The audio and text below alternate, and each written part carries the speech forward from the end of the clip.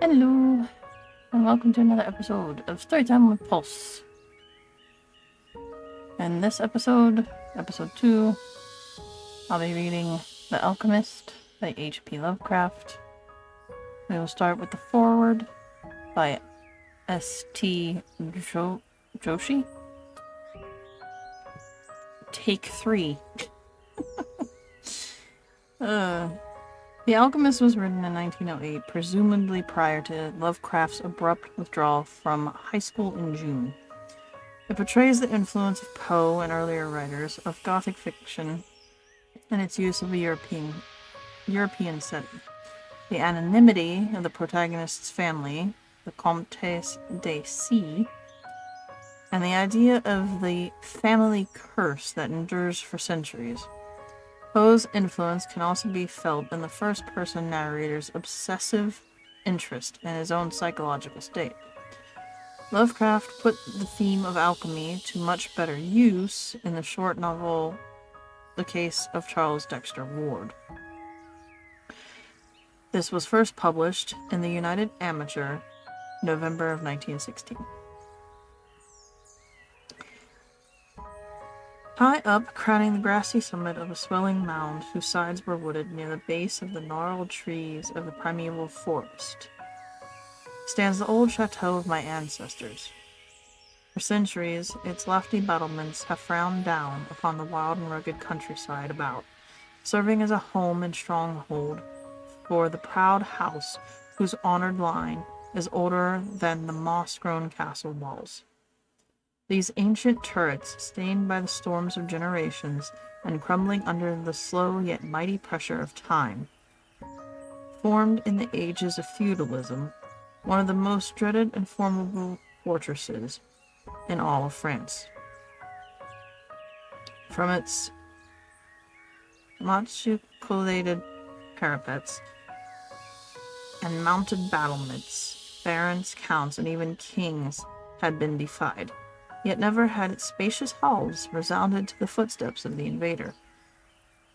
But since those glorious years, all has changed. A poverty but little above the level of dire want, together with a pride of a name that forbids its alleviation by the pursuits of commercial life, have prevented the scions of our line from maintaining their estates in pristine splendor.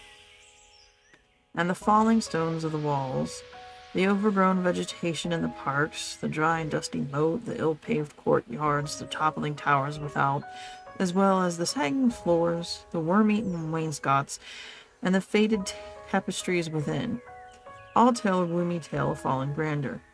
As the ages passed, first one, then another of the 4 great turrets were left to ruin, until at last but a single tower housed the sadly reduced descendants of the once mighty lords of the estate.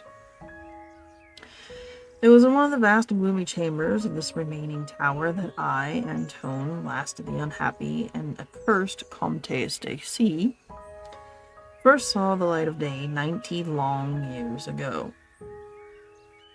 Within these walls, and amongst the dark and shadowy forests, the wild ravines and grottos of the hillside below, were spent the first years of my troubled life. My parents I never knew. My father had been killed at the age of 32, a month before I was born, by the fall of a stone somehow dislodged from one of the deserted parapets of the castle, and my mother having died at my birth. Thus my care and education devolved solely upon one remaining servitor, the old and trusted man of considerable intelligence, whose name I remember as Pierre. I was only a child, and the lack of companionship which this fact entailed upon me was augmented by the strange care exercised by my aged guardian in excluding me from the society of the peasant children whose abodes were scattered here and there upon the plains that surrounded the base of the hill. At the time, Pierre said that this restriction was imposed upon me because of my noble birth and the fact that it placed me above association with such plebeian company. Now I know that its real object was to keep from my ears the idle tales of the dread curse upon our line, that were nightly told and magnified by the simple tenantry as they conversed in hushed accents from the glow of their cottage hearths.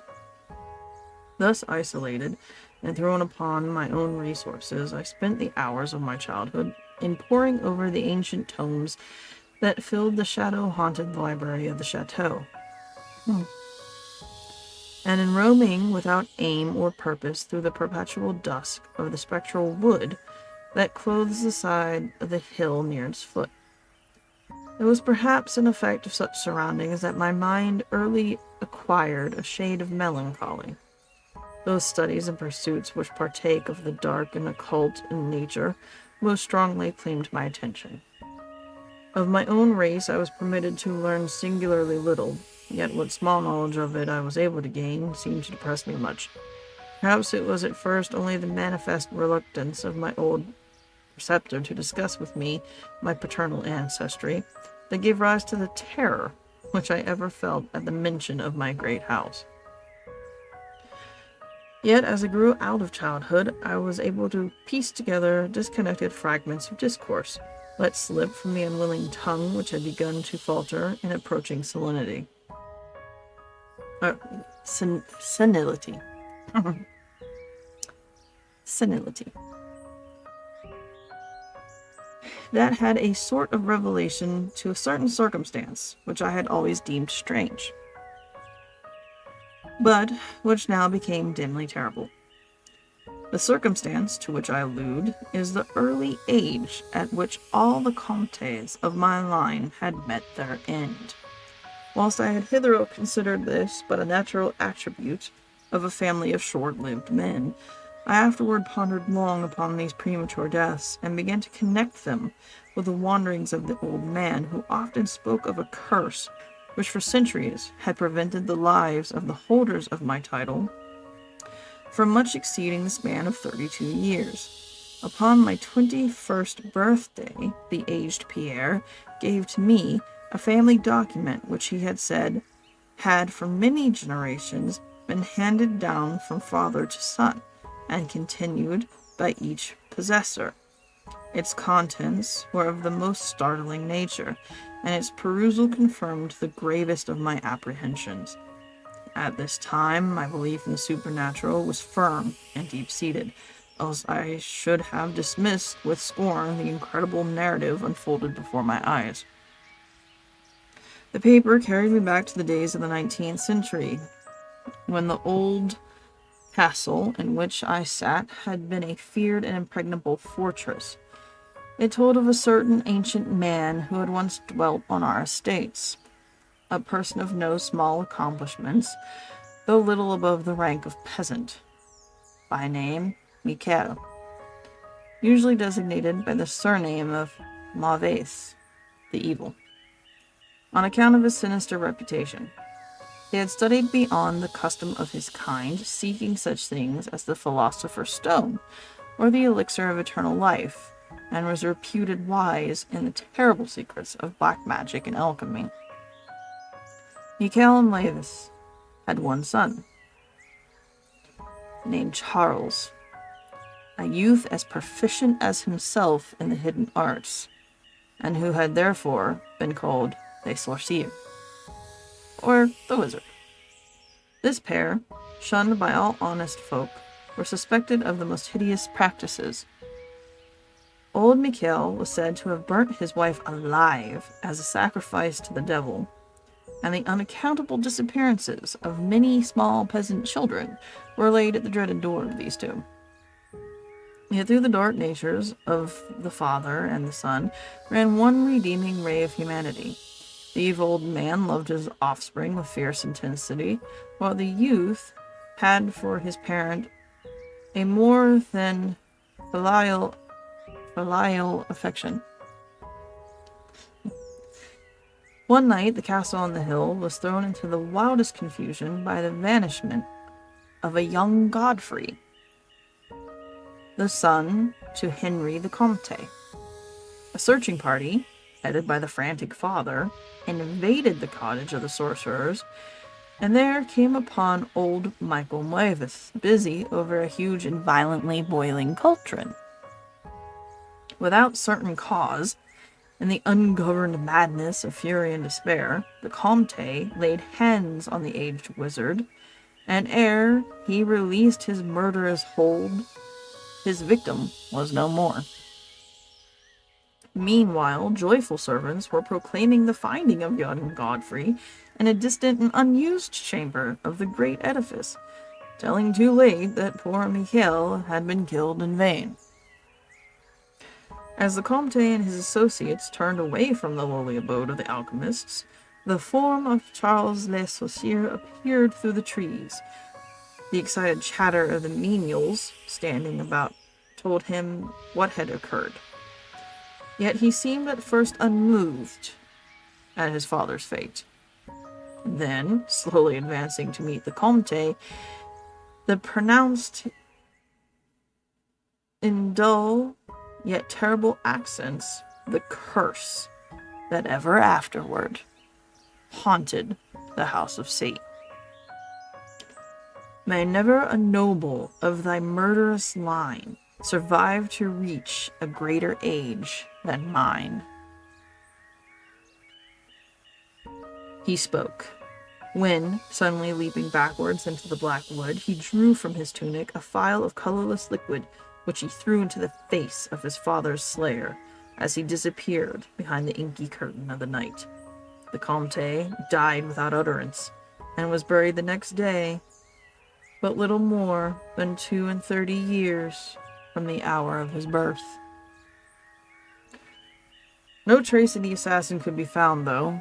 Relentless bands of peasants scoured the neighboring woods and the meadowland around the hill.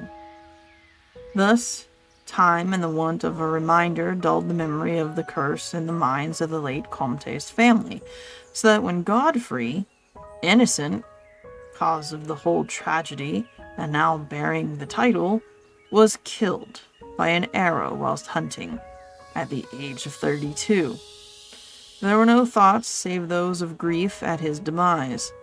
But when years afterward the next Comte, Robert by name, was found dead in a nearby field from no apparent cause, the peasants told in whispers their seigneur had but lately passed his 32nd birthday, when surprised by early death.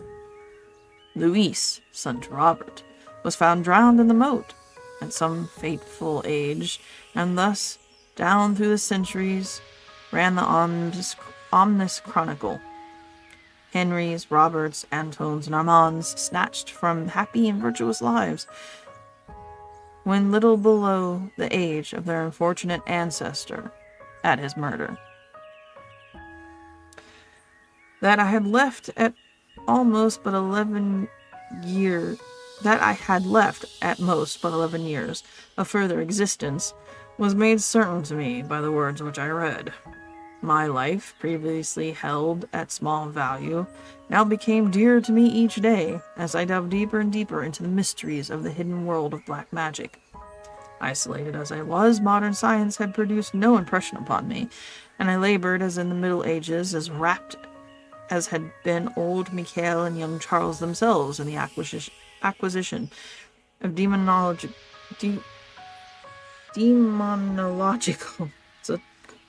tongue twister, and alchemical learning. Yet read as I might, in no matter could I account for the strange curse upon my line. In unusually rational moments, I would even go so far as to seek natural explanation, attributing the early deaths of my ancestors to the sinister Charles Le Sorcier and his heirs. Yet having found upon careful inquiry that there were no known descendants of the alchemist, I would fall back to occult studies, and once more endeavor to find a spell that would release my house from its terrible burden. Upon one thing I was absolutely resolved. I would never wed, for since no other branches of my family were in existence, I might thus end the curse with myself. As I drew near the age of 30, old Pierre was called to the land beyond. Alone, I buried him beneath the stones of the courtyard, about which he had loved to wander in life. Thus I was left to ponder on myself, as the only human creature within the great fortress, and in my utter solitude, my mind began to cease its vain protest against the impending doom, to become almost reconciled to the fate which so many of my ancestors had met. Much of my time was now occupied in the exploration of the ruined and abandoned halls and towers of the old chateau, which in youth fear had caused me to shun, and some of which, old Pierre had once told me, had not been trodden by human foot for over 4 centuries. Strange and awesome were many of the objects I encountered. Furniture covered with dust of ages and crumbling with the rot of long dampness met my eyes. Cobwebs in a profusion never before seen by me were spun everywhere, and huge bats flapped their bony and uncanny wings on all sides of the otherwise untenanted gloom. Of my exact age, even down to days and hours, I kept almost a careful record, for each movement of the pendulum of the massive clock in the library told off so much more of my doomed existence. At length I approached that time which I had so long viewed with apprehension. Since most of my ancestors had been seized some little while before they reached the exact age of Comte Henry at his end, I was every moment on the watch for the coming of the unknown death. In what strange form would the curse overtake me? I knew not. But I was resolved, at least, that it should not find me cowardly or a passive victim. With new vigor, I applied myself to my examination of the old chateau and its contents. It was upon one of the longest of all my excursions of discovery in the deserted portion of the castle, less than a week before that fateful hour which I felt must mark the utmost limit of my stay on earth, beyond which I could not even the slightest hope of continuing to draw breath, that I came upon the culminating event of my whole life. I had spent the better part of the morning in climbing up and down half-ruined staircases and one of the most dilapidated of the ancient turrets. As the afternoon progressed, I sought the lower levels, descending into what appeared to be either a medieval place of confinement or a more recently excavated storehouse for gunpowder. As I slowly traversed the nitre-encrusted passageway at the foot of the last staircase, the paving became very damp, and I soon saw by the light of my flickering torch that a blank, water-stained wall impeded my journey. Turning to retrace my steps, my eye fell upon a small trapdoor with a ring, which lay directly beneath my feet. Pausing, I succeeded with difficulty in raising it, whereupon there was revealed a black aperture, exhaling noxious fumes which caused my torch to sputter, and disclosing in the unsteady glare the top of a flight of stone steps. As soon as the torch, which I lowered into the repellent depths, burned freely and steadily, I commenced my descent. The steps were many, and led to a narrow stone-flagged passage, which I knew must be far underground. The passage proved of great length, and terminated in a massive oaken door, dripping with the moisture of the place, and stoutly resisting all my attempts to open it. Ceasing after a time my efforts in this direction, I had proceeded back some distance toward the steps, when there suddenly fell to my experience one of the most profound and maddening shocks capable of reception by the human mind. Without warning, I heard the heavy door behind me creak slowly open on its rusted hinges. My immediate sensations were incapable of analysis. To be confronted in a place as thoroughly deserted as I had deemed the old castle, with evidence of the presence of man or spirit, produced in my brain a horror of the most acute description. When at last I turned and faced the seat of the sound, my eyes must have started from their orbits at the sight that they beheld. There, in the ancient Gothic doorway, stood a human figure. It was that of a man, clad in a skull cap and long medieval tunic of dark color. His long hair and flowing beard were of a terrible and intense black hue, and of incredible profusion. His forehead, high beyond the usual dimensions. His cheeks, deep sunken and heavily lined with wrinkles. And his hands, long, claw-like, and gnarled, throw such a deathly, marble-like whiteness as I have never elsewhere seen in man. His figure, lean to the proportions of a skeleton, was strangely bent and almost lost within the voluminous folds of his peculiar garment.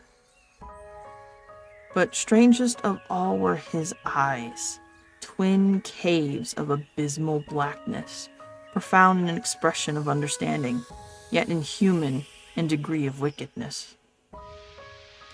These were now fixed upon me, piercing my soul with their hatred, and rooting me to the spot whereon I stood. At last the figure spoke in a rumbling voice that chilled me through with its dull hollowness and latent malevolence. The language in which the discourse was clothed was that debased form of Latin in use amongst the more learned men of the Middle Ages, and made familiar to me by my prolonged researches into the works of the old alchemists and demonologists. The apparition spoke of the curse which had hovered over my house, told me of my coming end, dwelt on the wrong perpetrated by my ancestor against old Michael Moevis, and gloated over the revenge of Charles Le Sorcier. He told how the young Charles had escaped into the night, returning in after years to kill Godfrey, the heir, with an arrow just as he approached the age which had been his father's at his assassination. How he had secretly returned to the estate and established himself unknown in the even then deserted subterranean chamber, whose doorway now framed the hideous narrator. How he had seized Robert, son of Godfrey, in a field, forced poison down his throat, and left him to die at the age of 32, thus maintaining the foul provisions of his vengeful curse. At this point, I was left to imagine the solution of Charles Le Sorcier must, in the course of nature, have died, for the man digressed into an account of the deep alchemical studies of the two wizards, father and son, speaking most particularly of the researches of Charles Le Sorcier concerning the elixir, which would grant to him who partook of it eternal life and youth. His enthusiasm had seemed for the moment to remove from his terrible eyes the hatred that had at first so haunted them. But suddenly the fiendish glare returned, and with a shocking sound like the hissing of a serpent, the stranger raised a glass phial with the evident intent of ending my life, as had Charles Le Sorcier, 600 years before, ended that of my ancestor.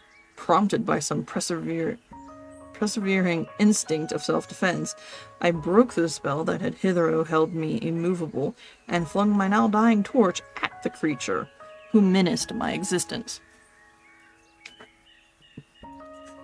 I heard the phial break harmlessly against the stones of the passage as the tunic of the strange man caught fire and lit the horrid scene in a ghastly radiance. The shriek of fright and impotent malice emitted by the would-be assassin proved too much for my already shaken nerves, and I fell prone upon the slimy floor in a total faint. When at last my senses returned, all was frightfully dark, and my mind, remembering what had occurred, shrank from the idea of beholding more. Yet curiosity overmastered all. Who, I asked myself, was this man of evil, and how came he within the castle walls? Why should he seek to avenge the death of poor Michael Moevis, and how had the curse been carried on through all the long centuries since the time of Charles Le Sorcier? The dread of years was lifted from my shoulders, for I knew that he whom I felled was the source of all my danger from the curse. And now I was free. I burned with desire to learn more, of the sinister thing which had haunted my line for centuries, and made of my own youth one long continued nightmare. Determined upon further exploration, I felt in my pockets for flint and steel, and lit the unused torch which I had with me. First of all, the new light revealed the distorted and blackened form of the mysterious stranger. The hideous eyes were now closed. Disliking the sight, I turned away and entered the chamber beyond the Gothic door. Here I found what seemed much like an alchemist's laboratory. In one corner was an immense pile of shining yellow metal that sparkled gorgeously in the light of the torch. It may have been gold, but I did not pause to examine it, for I was strangely affected by that which I had undergone. At the further end of the apartment was an opening leading out into one of the many wild ravines of the dark hillside forest. Filled with wonder, yet now realizing how the man had obtained access to the chateau, I proceeded to return. I approached the body. I seemed to hear emanating from it a faint sound, as though life were not wholly extinct. Aghast, I turned to examine the charred and shriveled figure on the floor. Then all at once the horrible eyes, blacker than even the seared face in which they were set, opened wide with an expression which I was unable to interpret. The cracked lips tried to frame words which I could not well understand. Once I caught the name Charles Le Sorcier, and again I fancied that the words years and curse issued from the twisted mouth. Still, I was at a loss to gather the purport of his disconnected speech, and my evident ignorance of his meaning. The pitchy eyes once more flashed malevolently at me, until, helpless as I saw my opponent to be, I trembled as I watched him. Suddenly, the wretch, animated with the last burst of strength, raised his hideous head from the damp, sunken pavement. Then, as I remained paralyzed with fear, he found his voice, and in his dying breath screamed forth these words, which have ever afterward haunted my days and my nights. "Fool," he shrieked, "can you not guess my secret? Have you no brain whereby you may recognize the will which has through 6 long centuries fulfilled the dreadful curse upon your house? Have I not told you of the great elixir of eternal life? Know you not how the secret of alchemy was solved? For I tell you, it is I, that have lived for 600 years to maintain my revenge. For I am Charles Le Sorcier."